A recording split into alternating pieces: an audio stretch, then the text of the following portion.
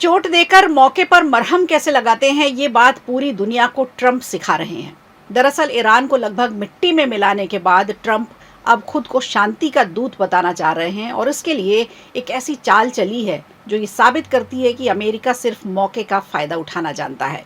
यानी America first ही उसकी strategy है। क्या है ईरान के लिए करोड़ों की मदद करने के पीछे की अमेरिका की मंशा, आज बताएंगे आपको। वहीं दूसरी तरफ महाराष्ट्र की राजनीति के नॉर्थ पोल और साउथ पोल यानी उद्धव ठाकरे और राज ठाकरे 5 जुलाई को एक साथ मंच साझा करने वाले हैं। क्या ये महाराष्ट्र की राजनीति में नए अध्याय का पहला पन्ना भरा जाना है? अब कौन सी नई शुरुआत करने जा रहे हैं ठाकरे बंधु, इस पर पूरी खबर आपके लिए। और इसके अलावा क्या उत्तर प्रदेश में बदल जाएगा सरकार और संगठन का ढांचा? 2024 की गलतियों से बचने के लिए क्या प्लान बना रही है बीजेपी? चर्चा इस पर भी होगी आज के शो में। नमस्कार, खबर प्रधान शो देख रहे हैं आप और मैं हूं संगीता श्रीवास्तव।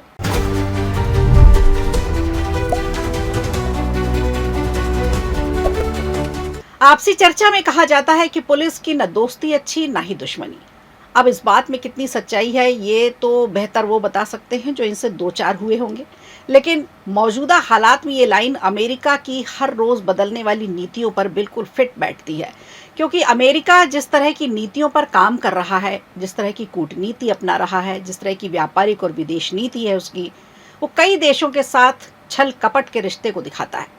दरअसल अंतर्राष्ट्रीय महकमे में खबर बड़ी तेजी से चल रही है कि अमेरिका ईरान को मिट्टी में मिलाने के बाद अब उसके पनपने के लिए, उसके विकास के लिए मदद कर रहा है।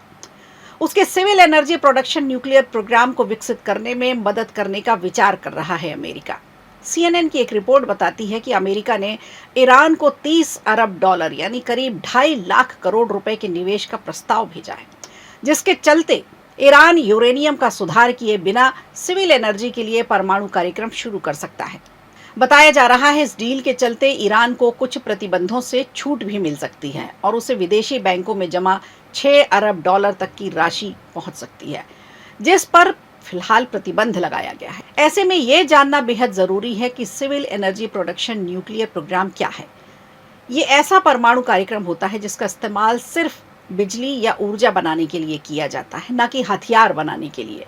इसमें न्यूक्लियर पावर प्लांट बनाए जाते हैं जो परमाणु रिएक्शन का उपयोग कर बिजली पैदा करते हैं। इसका सैन्य उद्देश्य या हथियारों से कोई लेना देना नहीं होता। ये कदम अमेरिका और ईरान के बीच शांति वार्ता शुरू करने की कोशिश का एक बड़ा हिस्सा बताया जा रहा है। 20 जून को व्हाइट हाउस में अमेरिकी दूत स्टीव विटकॉफ और खाड़ी देशों के नेताओं के बीच एक सीक्रेट मीटिंग हुई थी।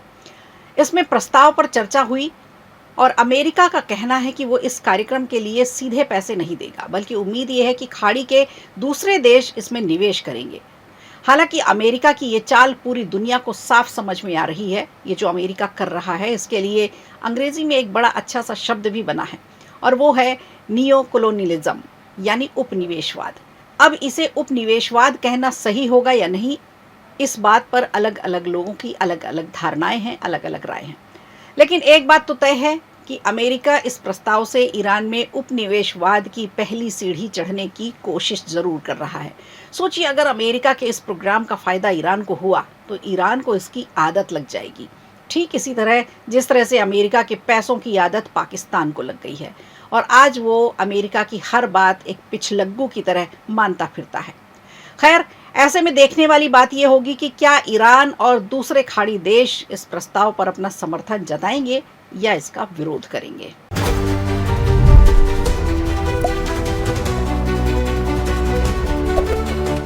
और क्या महाराष्ट्र की राजनीति में ठाकरे बंधु अब साथ आ रहे हैं? तो क्या अब भाजपा के लिए मुसीबत खड़ी होने वाली है? देखा जाए तो महाराष्ट्र की माया नगरी मुंबई से फिल्मों का हजारों करोड़ों का पूरा कारोबार चलता है और ये पैसा कमाती हैं हिंदी फिल्में। हिंदी फिल्मों के बड़े बड़े कलाकार हिंदी फिल्मों से कमाई करके अक्सर मंचों पर अंग्रेजी बोलते हुए नजर आते हैं। इसी तरह से हिंदी को इग्नोर करके उसे दोयम दर्जे का बताकर मराठी मानुस होने का सबूत दिया जा रहा है। ऐसा देखा गया है कि महाराष्ट्र की राजनीति बाकी राज्यों की राजनीति से थोड़ी अलग मिजाज की है। कोई एक गठबंधन, फिर या कोई एक नेता या कोई एक राजनीतिक मुद्दा ज्यादा समय तक टिक नहीं पाता। अगर आपको याद हो तो जब महाराष्ट्र की राजनीति में शिंदे ने उद्धव का साथ छोड़ा था, उसके बाद लग रहा था एनडीए का पाला अब महाराष्ट्र में मजबूत हो चला है। हालांकि भाजपा ने महाराष्ट्र में काफी मजबूती से अपने पैर जमा लिए हैं, लेकिन इस बीच खबर ये भी निकल कर आ रही है कि भाजपा की बनी बनाई राजनीति को ताश के महल की तरह गिराया जा सकता है, और अगर ये कोई कर सकता है तो ये ठाकरे बंधुओं की ताकत है। इन दिनों महाराष्ट्र में हिंदी भाषा को लेकर जारी विवाद के बीच उद्धव ठाकरे और राज ठाकरे 5 जुलाई को मुंबई में एक संयुक्त रैली निकालने वाले हैं। इससे पहले उद्धव ने 6 जुलाई और राज ठाकरे ने 7 जुलाई को रैली निकालने का ऐलान किया था। वहीं दूसरी तरफ एनसीपी चीफ शरद पवार भी ठाकरे भाइयों का समर्थन करते दिख रहे हैं। पवार ने कहा कि महाराष्ट्र में कक्षा 1 से हिंदी अनिवार्य नहीं की जानी चाहिए। अगर कोई नई भाषा शुरू की जानी है तो उसे कक्षा 5 के बाद ही शुरू किया जाना चाहिए, लेकिन हम हिंदी को भी इग्नोर नहीं कर सकते, ये शरद पवार ने कहा। आपको बता दें, महाराष्ट्र सरकार ने इसी साल अप्रैल में हिंदी को तीसरी अनिवार्य भाषा बना दिया था। इसका काफी विरोध हुआ और विरोध के बाद फैसले में थोड़ा बदलाव किया गया। कक्षा 1 से कक्षा 5वीं तक पढ़ने वाले स्टूडेंट्स तीसरी भाषा के तौर पर हिंदी के अलावा और दूसरी भारतीय भाषाएं भी अब चुन सकते हैं।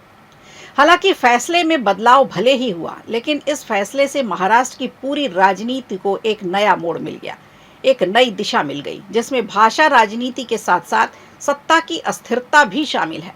हालांकि गौर करने वाली बात यह है कि ये दोनों नेता लंबे समय बाद एक मंच पर साथ दिखाई देंगे। ऐसे में उस पूरे प्रोग्राम का एक अलग ही ऑरा होगा, एक अलग ही माहौल होगा।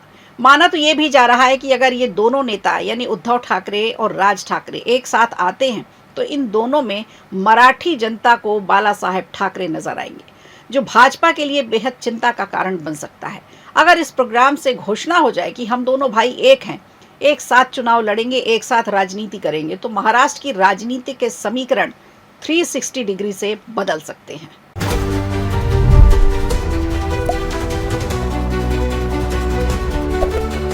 और अब बात करते हैं यूपी की। तो उत्तर प्रदेश में 2027 में होने वाले विधानसभा चुनाव को लेकर सभी दलों ने अपनी अपनी कमर कस ली है, लेकिन ये चुनाव भाजपा के लिए प्रतिष्ठा का सवाल बन गया है। दरअसल पीडीए की नैया में अपनी साइकिल रखकर बैठे हैं अखिलेश यादव। योगी बाबा को हराने के लिए अभी से पूरी मेहनत कर रहे हैं। भाजपा की कोशिश है कि 2027 के विधानसभा चुनाव में 2024 के लोकसभा चुनाव जैसी कोई बड़ी गलती ना हो। वैसे तो इस समय बीजेपी के प्रदेश अध्यक्ष के नाम का इंतजार किया जा रहा है। राष्ट्रीय अध्यक्ष की नियुक्ति से पहले यूपी में प्रदेश अध्यक्ष की नियुक्ति होनी है। एक बार प्रदेश संगठन का चुनाव संपन्न होगा, उसके बाद संगठन और सरकार का पूरा स्वरूप ही बदल जाएगा, और ये बिहार चुनाव से ठीक पहले होगा। वहीं दूसरी तरफ अगर बात करें तो प्रदेश अध्यक्ष के चुनाव के बाद जल्द ही उत्तर प्रदेश मंत्रिमंडल में भी विस्तार देखने को मिल सकता है। यानी 2 बड़ी बदलाव किए जा सकते हैं उत्तर प्रदेश की राजनीति में। एक तो प्रदेश अध्यक्ष का चुनाव होना है और दूसरा मंत्रिमंडल का विस्तार किया जा सकता है, जिसमें जातिगत समीकरणों को बैठाकर मंत्री पद भी दिए जा सकते हैं। इस विस्तार में उन क्षेत्रों और जातियों को सरकार में जगह मिल सकती है जिनका प्रदेश के मंत्रिमंडल में प्रतिनिधित्व ना के बराबर है या काफी कम है। अगर आपको याद हो तो पिछले लोकसभा चुनाव में पासी और कुर्मी वोट का बड़ा हिस्सा बीजेपी के पक्ष में नहीं था।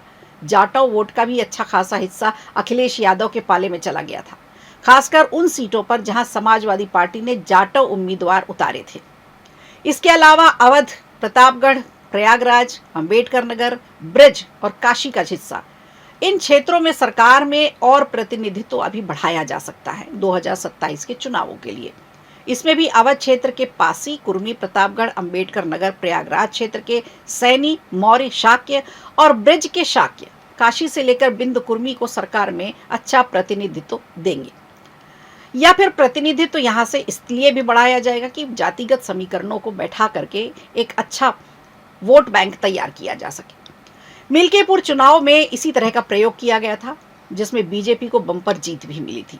इन क्षेत्रों में जातियों का समीकरण क्षेत्रवार तरीके से एडजस्ट किया जाएगा। हालांकि देखने वाली बात यह होगी कि क्या क्षेत्रवार तरीके से ही प्रदेश अध्यक्ष को भी चुना जाएगा या फिर इसके लिए कोई और नए समीकरण बैठाए जाएंगे।